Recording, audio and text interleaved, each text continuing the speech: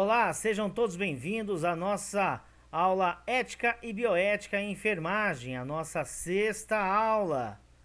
Tivemos a quinta, que foi um trabalho com atividade muito interessante, e agora nós vamos seguir na nossa sexta aula. Sugiro a todos que peguem caderno e caneta, façam suas anotações, porque a aula já vai começar. Vamos iniciar falando de bioética. O início da bioética se deu no começo da década de 1970, com a publicação de duas obras muito importantes de um pesquisador e professor norte-americano da área de oncologia, Van Potter. Van Potter estava preocupado com a dimensão que os avanços da ciência, principalmente no âmbito da biotecnologia, estavam adquirindo. Assim, propôs um novo ramo de conhecimento que ajudasse as pessoas a pensar nas possíveis implicações, positivas ou negativas, dos avanços da ciência sobre a vida humana ou, de maneira mais ampla, de todos os seres vivos. Ela sugeriu que se estabelecesse uma ponte entre duas culturas, a ciência e a humanística, guiado pela seguinte frase: nem tudo que é cientificamente possível é eticamente aceitável. Para isso, a bioética, como área da pesquisa, necessita ser estudada por meio de uma metodologia interdisciplinar. Isso significa que profissionais de diversas áreas, por exemplo, educação, direito, sociologia, economia, teologia, psicologia, todas as áreas da medicina e saúde, devem participar das discussões sobre os temas que envolvem o impacto das tecnologias sobre a vida. Todos terão alguma contribuição a oferecer para o estudo dos diversos temas da bioética. Por exemplo, se um economista do governo propõe um novo plano econômico que afeta negativamente a vida das pessoas, haverá aspectos bioéticos a serem considerados. O progresso científico não é mau, mas a verdade científica não pode substituir a ética. Fundamentação da bioética, o valor da vida humana. Existem diversas propostas para estabelecer quais são os critérios, fundamento, a base, que deve nos orientar nos processos de decisão com os quais podemos nos deparar na nossa vida profissional. Para nós, o fundamento ético é como se fosse a estrutura de um prédio. A fundação do prédio é a estrutura de concreto ou de metal que permite que a construção seja feita e que o prédio permaneça em pé. Se a estrutura não for boa, se não for bem feita, o prédio desaba. Como aconteceu no Rio de Janeiro com os edifícios Palace 1 e Palace 2, em que foi usado a areia de praia para fazer a estrutura dos prédios, assim citam, o que culminou com o desabamento dos edifícios. E exatamente, se um edifício ele não for bem feito, se ele não tiver um alicerce forte, se ele não for bem construído, o risco é iminente de queda.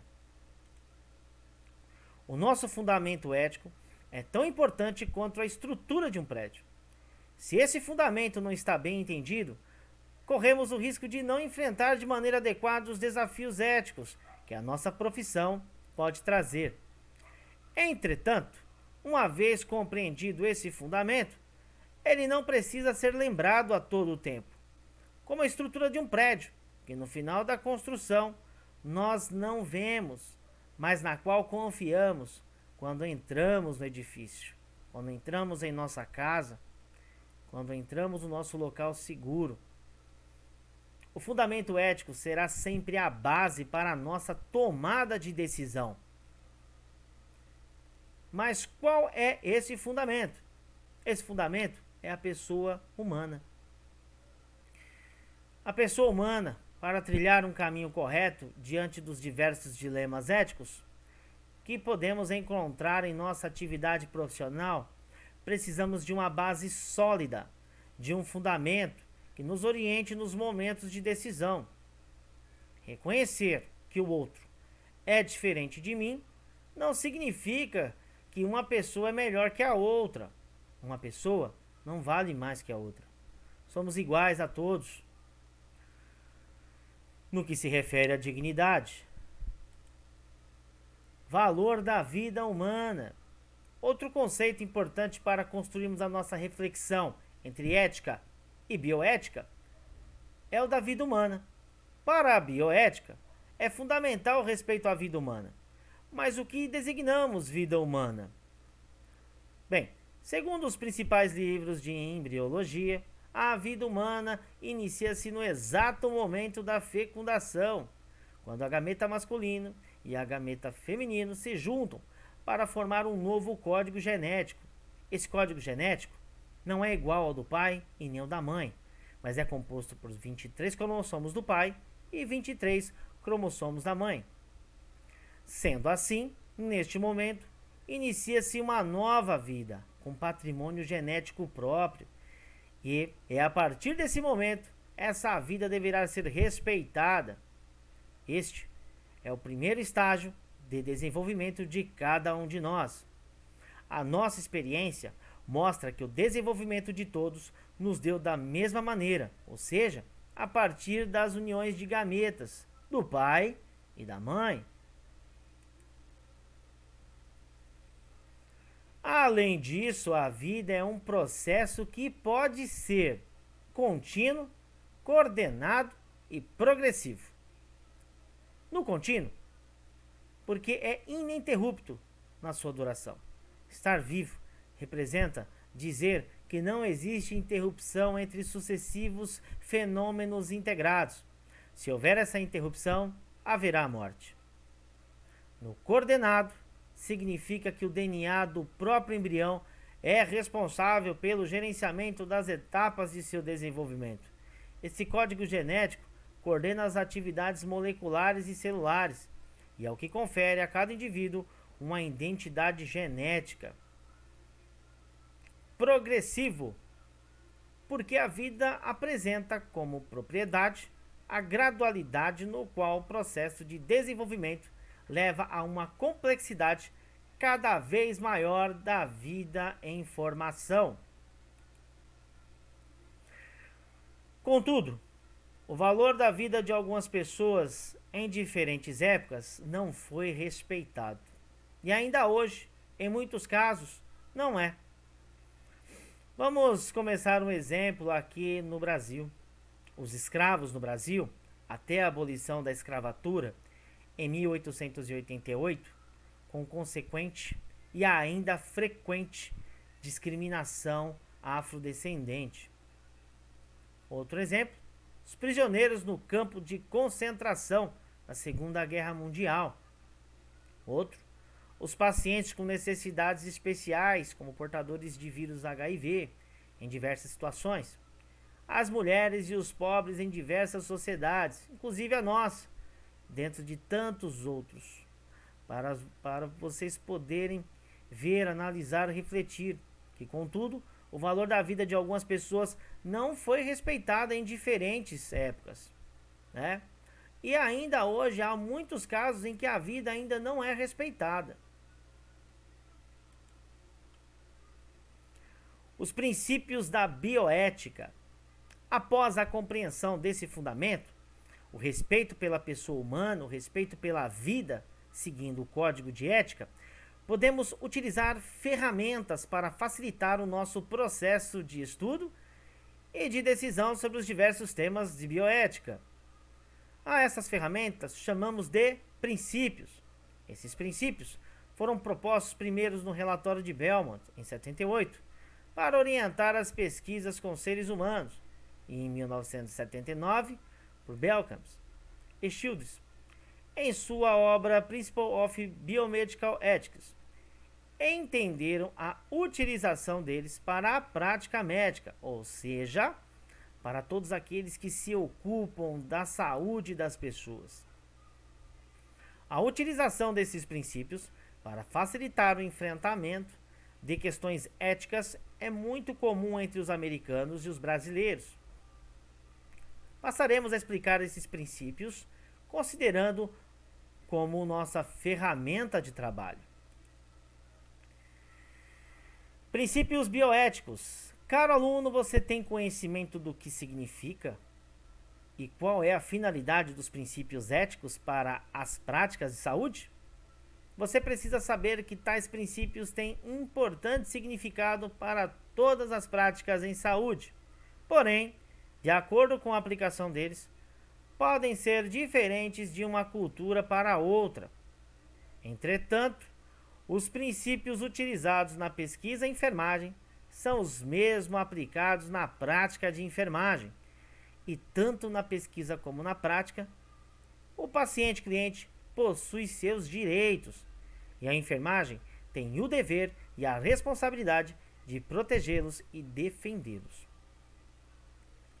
Dentre os diversos princípios que norteiam a prática da enfermagem, podemos citar: beneficência. Consiste em fazer o bem e evitar o mal para a pessoa e a comunidade. Agir com benevolência significa auxiliar os outros a conseguirem o que é bom para eles. Promover o bem-estar, reduzir os riscos, danos físicos e psicológicos. Não maleficência. Basicamente é o princípio de não causar o mal ou danos ao paciente-cliente.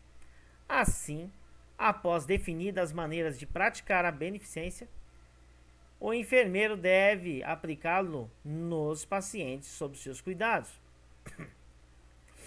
Justiça e equidade. Este princípio se refere à igualdade, ao tratamento adequado, à necessidade individual. As pessoas que têm necessidades iguais devem receber igual quantidade de recursos e serviços. Já aquelas que têm necessidades maiores devem receber mais serviços, lembrando que equidade é dar mais a quem tem menos. Autonomia. O profissional de enfermagem deve sempre aceitar os pacientes como indivíduos autônomos, reconhecendo e respeitando suas tomadas de acordo com seus valores pessoais. Porém, esse princípio traz um questionamento em sua aplicação. Já que os pacientes podem apresentar diferentes níveis de capacidade de tomar uma decisão autônoma, dependendo de suas limitações, nível de consciência, idade, ambiente hospitalar, disponibilidade de recursos de informação. Tomada de decisão com embasamento ético. Você, como profissional, irá se deparar com várias situações em seu cotidiano. Então, como agir e tomar a decisão de maneira ética? Tal habilidade depende do conhecimento do que é ético e moral.